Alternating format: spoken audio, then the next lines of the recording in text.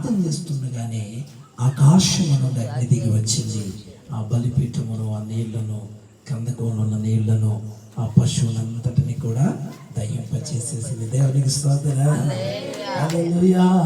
ఏలీయా ప్రార్థన చేస్తుండగానే ఆకాశము నుండి అగ్ని దిగి వచ్చింది. హల్లెలూయా. ఎస్, ఈ రోజున మన విశ్వాసం ఎక్కడ, మన ఆత్మీయ జీవితం ఎక్కడ?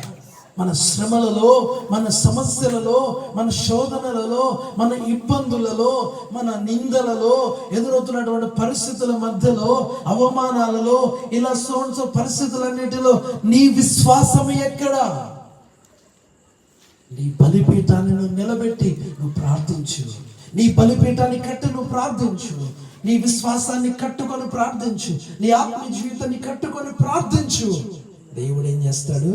అద్భుతాన్ని నీ జీవితంలో దేవుడు కలిగిస్తాడు. దేవునికి స్తోత్రం. చేస్తాడు. ఆకాశము నుండి అగ్ని దిగి వచ్చినట్లుగా దేవుడు చేస్తాడు. దేవునికి మహిమ కలుగును గాక.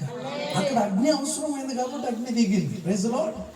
అక్కడ అగ్ని అవసరమైంది కాబట్టి అగ్ని దిగింది. ఒక సందర్భంలో ఏలీయా ప్రార్థన చేశాడండి. 3.5 సంవత్సరాలు వర్షం పడకూడదని ప్రార్థన చేశాడు. కథం ఇంకా 3.5 సంవత్సరాలు వర్షం లేదు, ఒక్క చుక్క లేదు, అంతా ఎండిపోయింది. అర్థమవుతుందా? మరలా తరువాత ఏలీయా ప్రార్థన చేశాడు.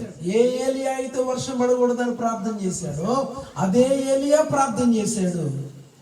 ఆయన ప్రార్థన చేస్తున్నప్పుడు ఏం జరిగిందండి? హల్లెలూయా. ఏలీయా ప్రార్థన చేస్తున్నప్పుడు ఏం జరిగింది? ప్రార్థన చేస్తున్నప్పుడు తన పరిచారకుడు చెప్పాడు, అయ్యా ఏమైనా కనబడుతుందేమో చూడరా.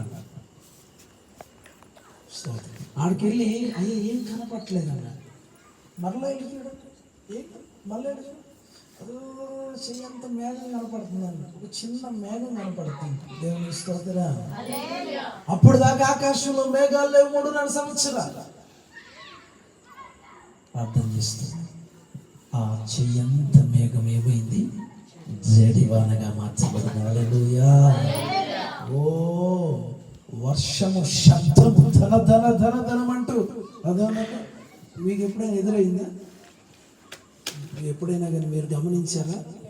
ధన ధన ధన ధన ధన వచ్చేస్తుంది వర్షం. అది కదా కదా కదా కదా కదా రానే వచ్చింది కదా. అలాగే చెయ్యంత మేఘం ఏమైంది? చెడివానగా మార్చబడి. దేవునికి స్తోత్రం.